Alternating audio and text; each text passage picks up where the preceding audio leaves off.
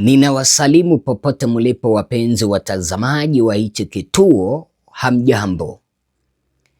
Karibu tena kwenye mwendelezo wa taarifa zetu. Mgombea wa chama cha UDA katika uchaguzi mdogo wa Olkalau, Bwana Samuel Nyaga Mchina amekimbia kuelekea kwenye kituo cha polisi kushtaki wananchi wa Olkalau waliorarua billboard yake kisha wakaichoma moto. Kulingana na Bwana Nyaga Mchina mwenye alizungumza na vyombo vya habari baada ya kuandikisha taarifa kwenye kituo cha polisi, anawalaumu wale ambao wanabishana na yeye kwenye uchaguzi huo wa Olkalau, chama cha DCP, eti kwamba wao ndio waliweza kutuma wahuni kwenda kuharibu mali, kuchoma billboard yake. Lakini vile taarifa zilisema kwamba wale ambao walichoma ile billboard ni wale ambao alikuwa ameita wakuje kumshabikia, lakini hakukuwa amewalipa.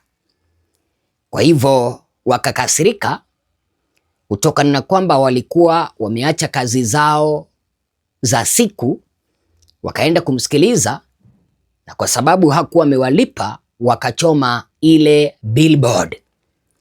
Sasa kulingana na Mchina Nyaga, anasema kwamba chama cha Gachagua ndicho kiliweza kuleta wahuni.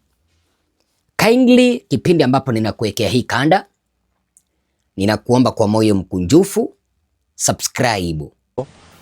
Wahuni waliokuwa wamesafirishwa kutoka maeneo zingine ambazo si za Olkalau waliweza kuletwa katika tauni yetu ya Captain masaa ya jioni kukiwa na giza, na magari ambayo yalitumika ilikuwa lori mbili KDD 083Y na KCZ 083J ambazo zilitumiwa kuleta wahuni kutoka eneo zingine ambazo za ubunge ambazo si za Olkalau, na akaweza kuharibu mali pamoja na kuharibu billboard ambayo ilikuwa nimeweka katika tauni yetu ya Captain.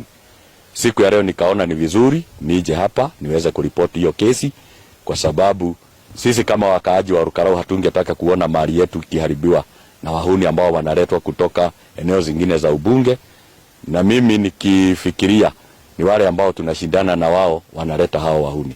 Kwa hivyo siku ya leo niko na ombi moja kwa wakaaji wetu wa hapa Olkalau, ya kwamba lazima tuweke amani katika huu uchaguzi, kwa sababu kama vile ambavyo nimekuwa nikisema, uchaguzi huu umebakisha wiki 3 na wakaaji wa Olkalau tutabaki tukiwa wakaaji wa Olkalau, sisi wote tukiwa kwa pamoja. Kwa hivyo mimi ninahimiza wale ambao wanataka kuleta uvumi na kuleta wahuni kuja kuharibu mali ya wananchi wa Olkalau, ningewaambia waache, kwa sababu uchaguzi huu utaisha na tutabaki watu wa Olkalau. Kwa hivyo mimi ninaomba wale ambao wananisupport ama wale ambao wananiunga mkono, ningeomba msiharibu mali ya mtu yeyote, msiharibu mali ya mtu yeyote ambaye labda tunashindana na yeye, kwa sababu mimi ninaomba tuweke amani, kwa sababu uchaguzi utaisha na sisi tutabaki tukiwa wananchi wa Olkalau. Nina imani kwamba umeweza kusikiliza, lakini mtazamaji wangu,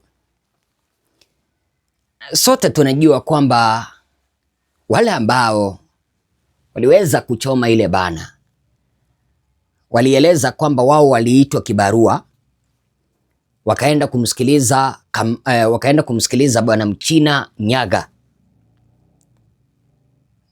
Mchina akamaliza mkutano, badala ya kuwapea chao akaondoka.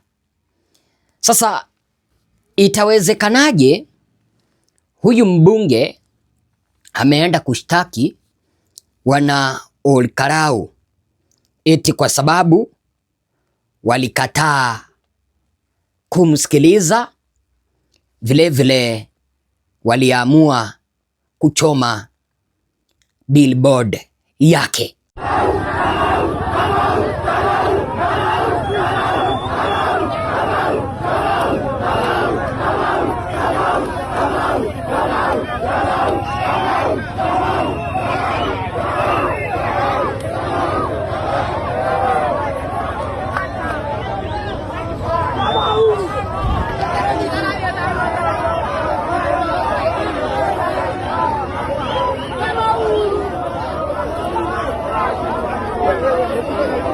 Hawa ni wananchi wa Olkalau, kwa sababu katika ripoti yake Bwana Mchina Nyaga mwenye amezungumza hapo anawalaumu watu wa Olkalau kwa kuandamana, vile kuchoma billboard yake ambayo alikuwa ameiweka upande wa Kaimbaga Ward. Katika ripoti ambayo aliweza kuandikisha kwenye kituo cha polisi, Bwana Mchina Nyaga anasema kwamba wananchi hao walimuudhi kwa kuimba nyimbo za one time, vile kumpigia kelele, kisha wakawasha moto barabarani. Lakini kulingana na Bwana Mchina, anasema kwamba kitu ambacho kiliweza kumkasirisha ni wananchi hao ambao walitumia nyimbo ambazo zinatumiwa na viongozi wa upinzani one time, huku wakiwa wanachoma nguo zake za kampeni. Sasa Bwana Mchina anataka polisi waweze kufanya operesheni ya kuwatafuta wale wote ambao waliharibu billboard yake upande wa Kaimbaga, kisha wawakamate wote ambao hawataki kumsapoti. Sasa kitu ambacho nauliza ni hichi: je, polisi upande wa Kaimbaga watawakamata vijana wote ambao hawasapoti Bwana Mchina Nyaga, ambao hawasapoti chama cha UDA? Mbona huyu candidate wa UDA ameanza kukaa desperate? Au anafikiri kwamba anaweza akatumia maafisa wa polisi ili kuwalazimisha wananchi kumpigia kura? Kitu ambacho kinanishangaza, kipindi ambapo huyu mbunge alikuwa alizungumza nje ya kituo cha polisi ambacho ni cha Mabati, au mahala ambapo alienda kuandikisha ripoti ni kwenye kituo cha Mabati. Cha kushangaza, huyu Bwana Mchina Nyaga amekuwa msaidizi kwa muda mrefu kwa mbunge David Kiarao ambaye aliweza kuaga dunia. Hawakukumbuka hata kujengea polisi kituo cha polisi ambacho ni kizuri kuliko kuwapea kituo cha Mabati. Sasa mimi ninaona hapa, kipindi ambapo alikuwa personal assistant, yeye ndiye alikuwa anajua kila kitu, mipango yote ya mbunge for 13 good years, lakini hawakujenga kituo cha polisi, wakawajengea cha Mabati. Mko sure akichaguliwa sasa ndiye atakuja kujenga? I'm just asking, kwa sababu for 13 good years alikuwa personal assistant wa Kiarao mwenye aliaga dunia.